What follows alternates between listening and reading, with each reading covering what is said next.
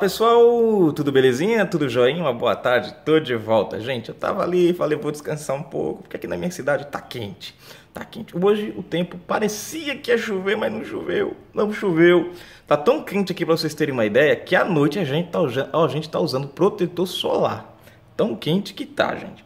É o seguinte, deixa aí o seu like, o seu joinha, o seu ok, né? Inscreve aí no canal, aperta aí o sininho, né, das notificações e compartilha, ajuda aí, tá beleza? Gente, como eu disse, eu tava ali sentadinho no meu sofá, de boa, quando eu me deparo com uma notícia que é de ontem. Eu não sei como é que eu não vi ela ontem, rapaz. Aqui, Glaze Hoffman, de novo, a histérica Glaze Hoffman, amante, conhecida também como coxa, né? Não sei por que coxa, sabe que é porque ela tem as coxas agora? Bom, não importa. Gente, é o seguinte, gente, deixa eu mostrar aqui pra vocês, ó, tô no UOL de novo, essa matéria é de ontem, tá certo? Aqui é o seguinte, gente, deixa eu ler. Aqui, ó. PT pede que CNJ impeça Moro de assumir justiça antes de órgão julgar acusações. Eu acho interessante é o seguinte, é que Lula preso, condenado por 200 instâncias, tinha o direito de assumir candidatura, pleito, né, nas eleições, e se ganhasse ainda tinha direito de ser presidente. Moro não tem uma investigação contra ele, não tem nada contra ele, a não ser a famosa choramingação deles, né? E aí ela quer impedir o cara de assumir o trabalho dele como ministro da Justiça. Gente, dá pra entender a cabeça desse povo? Não dá. Não tem como. Deixa eu pegar aqui a matéria pra vocês aqui, deixa eu ver. Isso aqui foi no dia 6, cadê o nome do cara aqui? Aqui. Cadê o nome dele? Cadê? Sim, Felipe Amorim é o cara que escreveu essa matéria. Vamos lá. Deixa eu descer aqui pra cabeceirinha da matéria. Aqui, cadê? Não sei onde tá. Achei, aleluia. Glaze assina documento que pede a ação do CNJ contra Moro. Bom, vamos lá, o que interessa, né?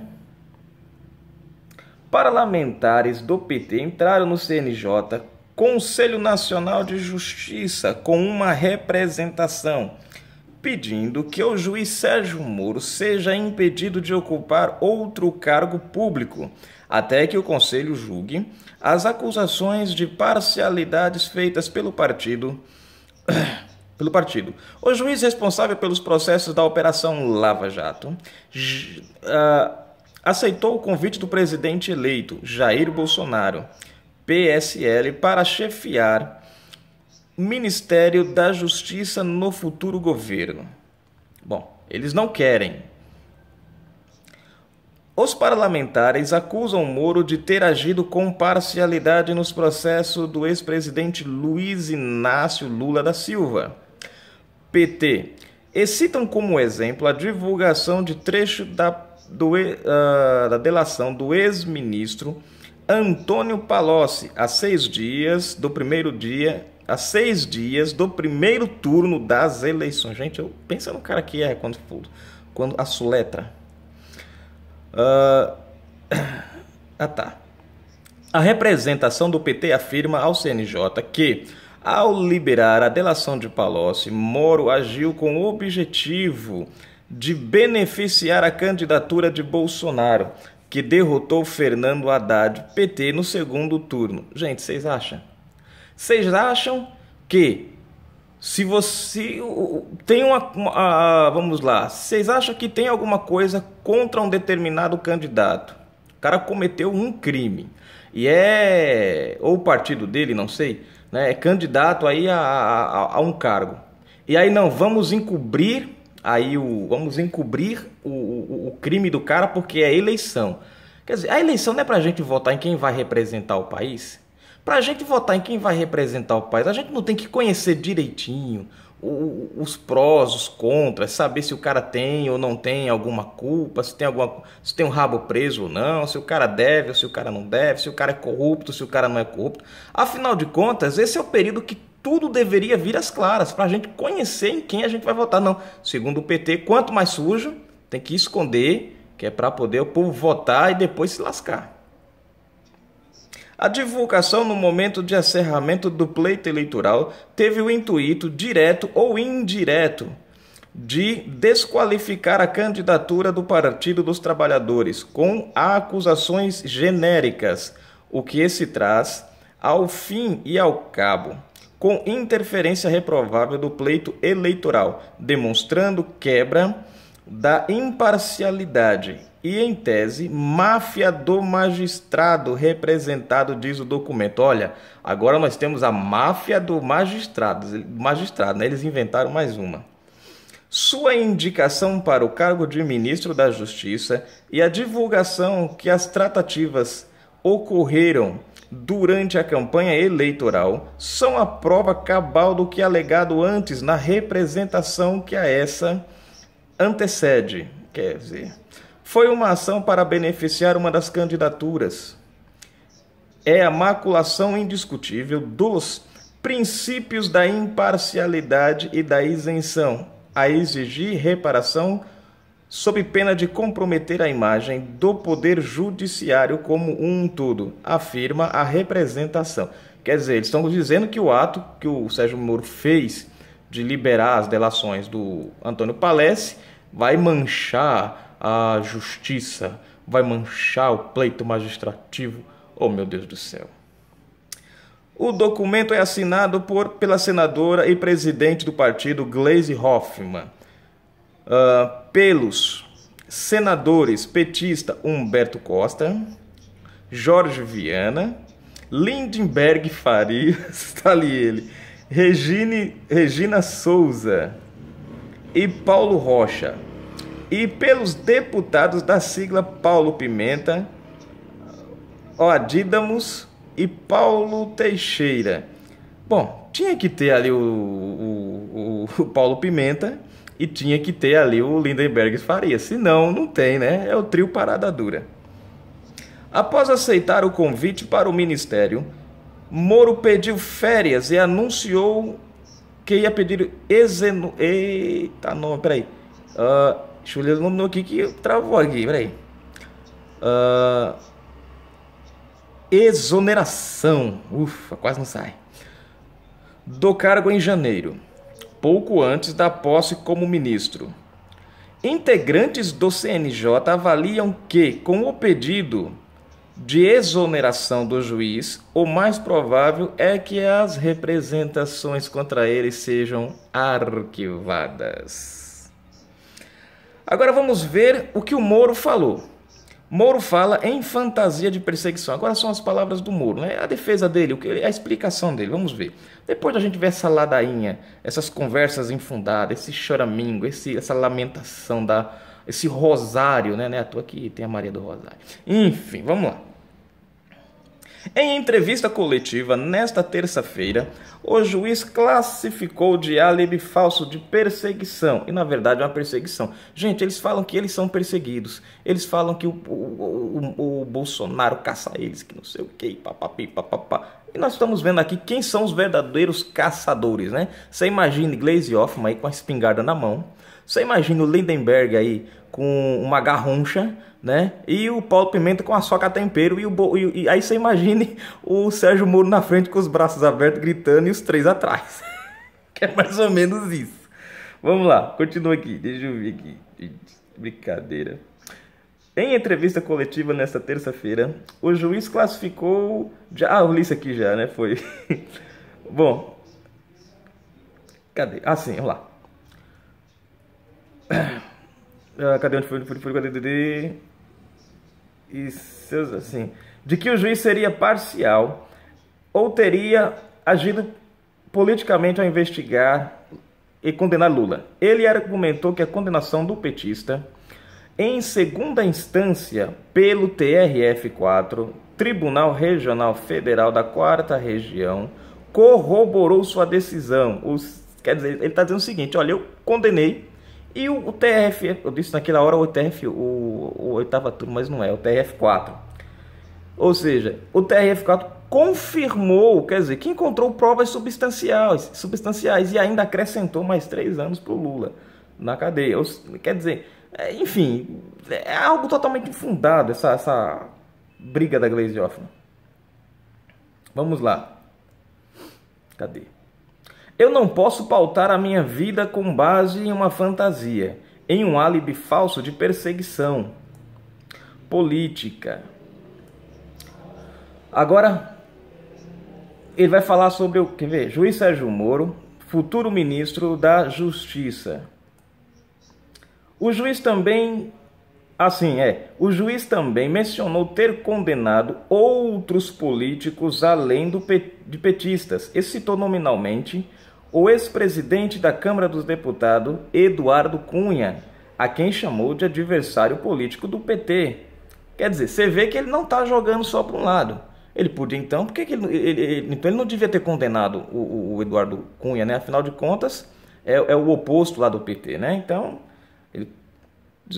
a justiça corta para um lado e corta para o outro. Está demonstrando aqui imparcialidade. Condenou um lado e condenou o outro.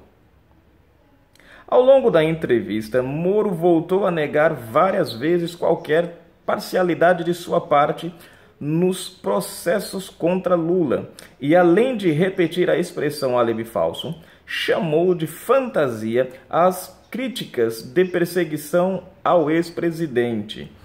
A defesa de Lula alegou parcialidade de Moro e usou a concordância dele em aceitar o cargo no governo Bolsonaro para impetrar um novo pedido de liberdade de Lula no STF, Supremo Tribunal Federal.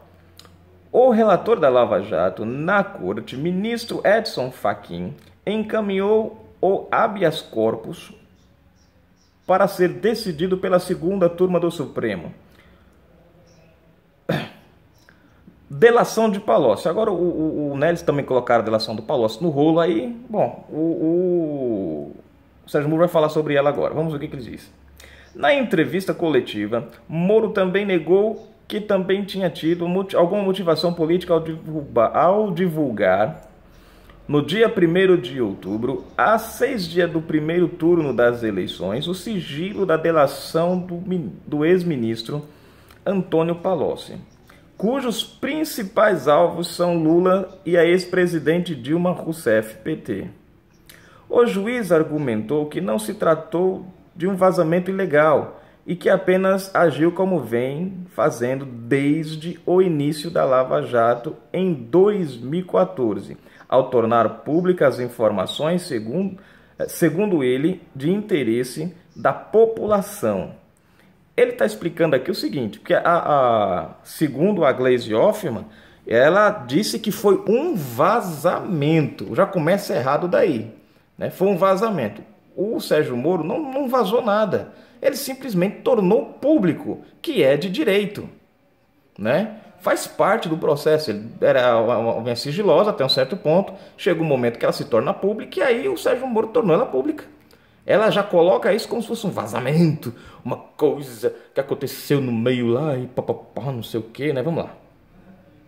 Moro justificou ainda que derrubou o sigilo da delação de Palocci porque as informações do acordo eram importantes em um dos processos em que o ex-ministro é réu.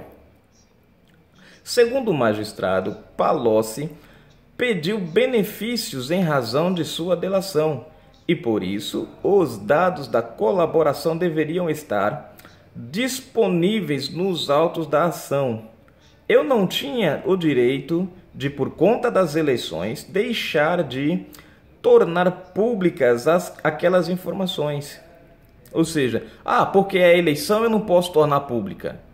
Porque a eleição... Gente, é um absurdo. Quer dizer, é porque é eleição, então a impunidade pode correr à vontade, porque é eleição, o cara pode aprontar à vontade, porque é eleição, o crime pode rolar solto? Será que essa é a ideia do PT? Bom, gente, termina a matéria aqui. É o seguinte, Gleisi Hoffmann e sua trupe, né? E sua trupe, na verdade, né? Que o Donald Trump não tem nada a ver com isso, né? Gleisi Hoffmann e sua trupe agora inventaram essa de querer criminalizar o Sérgio Moro. O cara que foi condenado ali por como Lula, que foi no triplex, está a ponto de ser condenado e vai ser condenado pelo sítio de Atibaia, né? Quem está acompanhando aí está vendo que tem provas a rodo. Eu quero ver o que eles vão dizer das provas também do sítio de Atibaia, né? Apesar que era o amigo, né? O amigo de Lula, o amigo bom, né? Enfim, quer dizer, o cara condenado por várias instâncias, teve várias moções negadas, mas segundo eles era para ser candidato a presidente, se ganhasse era para assumir. Aí eles querem pegar um cara como Sérgio Moro, um cara com uma vida íntegra, um cara que tem uma certa moral no meio judiciário, uma reputação a zelar, né? Uma reputação ilibada, como diz o ditado, e aí querem transformar esse cara num carrasco. Querem transformar esse cara num condenado. Porque para eles, criminoso é gente boa. E gente boa, para eles, é criminoso. Pessoal, eu disse a vocês que eles iam, eu estou repetindo isso quase todos os vídeos, que eles iam fazer de tudo. É o papel deles entrar com ações de tudo quanto é tipo. Essa ação que eles entraram agora não tem o menor cabimento. É uma ação que não tem nem lógica. Vocês estão lembrando? Pronto, me lembrei. Vocês estão lembrados quando Lula, na época da Dilma, foi nomeado ministro da Casa Civil? E aí deu aquele rolo todo? Vocês notam a coerência? Quer dizer, o Lula pode. As coisas só podem acontecer quando é com eles. Mesmo o cara estando envolvido até a tampa com a Lava Jato, com corrupção e tudo que não presta, enriquecimento ilícito e tal, mas pode. Agora o cara que é honesto, trabalhador, que zela pelos bons costumes, que defende o país, que defende a justiça, um cara de reputação íntegra, aí esse cara é marginalizado. Esse cara é criminalizado. Eu pergunto para vocês, avaliem os critérios do PT. Avalie a ideologia do PT. Gleisi Hoffmann não faz outra coisa na vida a não ser entrar com processo. Você que elegeu ela aí para o Paraná, me diga, o que você esperava que ela fosse fazer lá, o que ela vai fazer, o que você espera que ela vai fazer na Câmara dos Deputados agora? Porque ela, como senadora, não faz outra coisa, a não ser entrar com processo. Se você prestar atenção, ela passou o ano passado, esse ano todinho, praticamente, advogando para Lula. Fazendo nada para vocês do Paraná. Só advogando para Lula. Papel que não é da senadora. Inclusive, ela, como senadora, não pode advogar, né? No âmbito de Lula, mas até ela foi afastada aí, né? Deu um rolo um tempo, mas ela agora continua ainda advogando para Lula de forma indireta. Eu vou perguntar para vocês, vocês elegeram ela para defender vocês paranaenses ou vocês elegeram ela para defender um criminoso corrupto que está dentro da cadeia? Pensem nisso, porque uma coisa é certa, se o Brasil quebrar, é vocês quem vão... vocês não, é nós quem vamos pagar a conta. Não sai do bolso dela não, queridão. Sabe por quê? Ela tá rica. Ela, junto com o marido dela, roubaram tanto aquele negócio dos aposentados, que eu esqueci o nome agora, né? A Previdência, que não estão nem aí se eu e você vamos ficar passando fome para cobrir o rombo do Brasil que eles deixaram. Um abraço para vocês e até a próxima. Deixe o comentário de vocês, deixe o joinha, clica aí no sininho e se inscreve no meu canal. Um abraço para vocês.